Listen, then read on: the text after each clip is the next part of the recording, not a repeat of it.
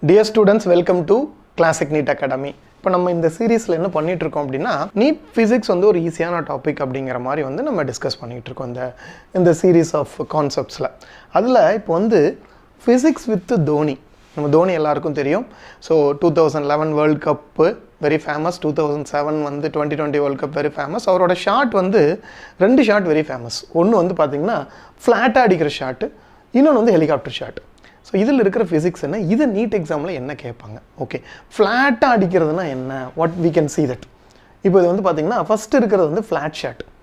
ஃப்ளாட்டாக அடிக்கிறதுனா இங்கேருந்து அப்படியே வந்து ரொம்ப கம்மியான உயரத்தில் போய் சிக்ஸர் லைனில் போய் விடும். சிக்ஸர் லைனில் இப்போ நம்ம வந்து பண்ணுறோம் பாருங்கள், you can just see that. பட்டு ஹெலிகாப்டர் ஷாட் அடிக்கும்போது உயரமாக மேலே தூக்கி அடிப்பார். நல்லா பார்த்துருக்கீங்களா? உயரமாக மேலே தூக்கி அடித்தாலும் என்ன ஆகும் அப்படின்னு பார்த்தீங்கன்னா, இதுதான் ஹெலிகாப்டர் ஷாட். உயரமாக மேலே தூக்கி அடிப்பார். தூக்கி அடிக்கும் போதும் பால் ரொம்ப உயரத்துக்கு போய் அதே இடத்துல இந்த ஃப்ளாட் ஷாட்டில் எப்படி அடித்தாரோ அதே இடத்துக்கு போகும், அதே இடத்துக்கு போகும். இது என்ன கான்செப்ட்? ப்ரொஜெக்டைலில் இந்த கான்செப்டுக்கு பேர் காம்ப்ளிமெண்ட்ரி ஆங்கிள் ஆஃப் ப்ரொஜெக்ஷன் அப்படின்னு சொல்லுவாங்க.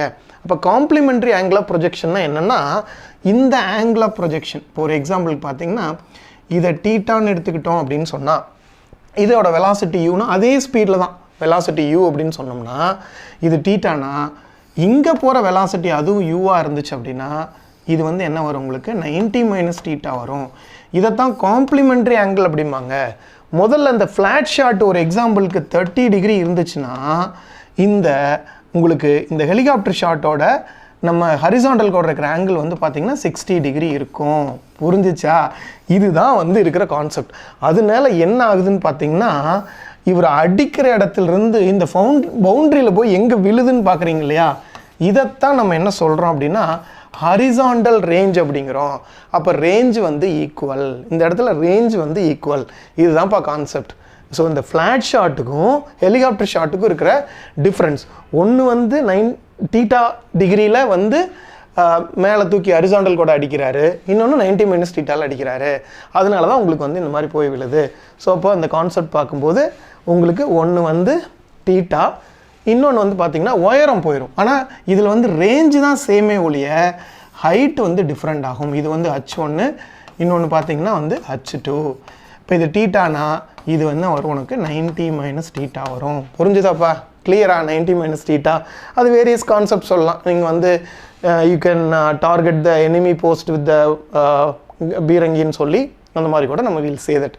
அப்போ வந்து ஒன்று வந்து டீட்டானா இன்னொன்று வந்து 90 - θ.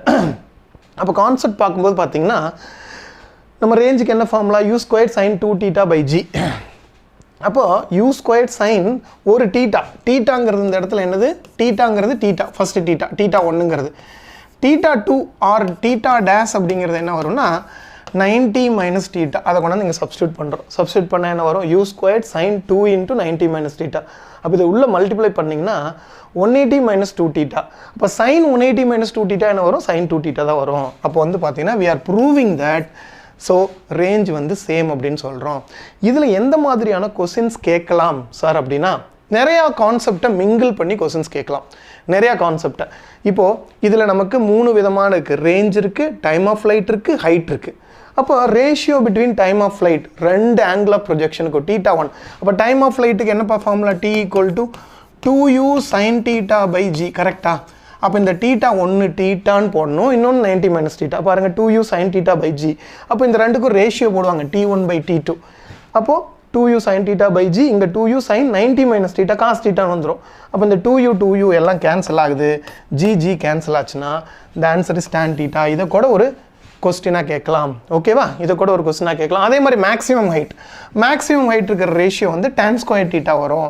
அப்போ இதில் ஒரு 6 கேள்விகள் கேட்கலாம் நீட் எக்ஸாம் பொறுத்தவரையிலும். என்னென்னா, இந்த காம்ப்ளிமெண்ட்ரி ஆங்கிளில் T1/T2 என்ன, இது ஒரு கேள்வி கேட்கலாம். H1/H2 2 டிஃப்ரெண்ட் ஹைட் நம்ம முன்னாடி சொன்னோம் இல்லையா, அதை கேட்கலாம். இல்லை R1 R2க்கான ரேஷியோ கேட்கலாம்.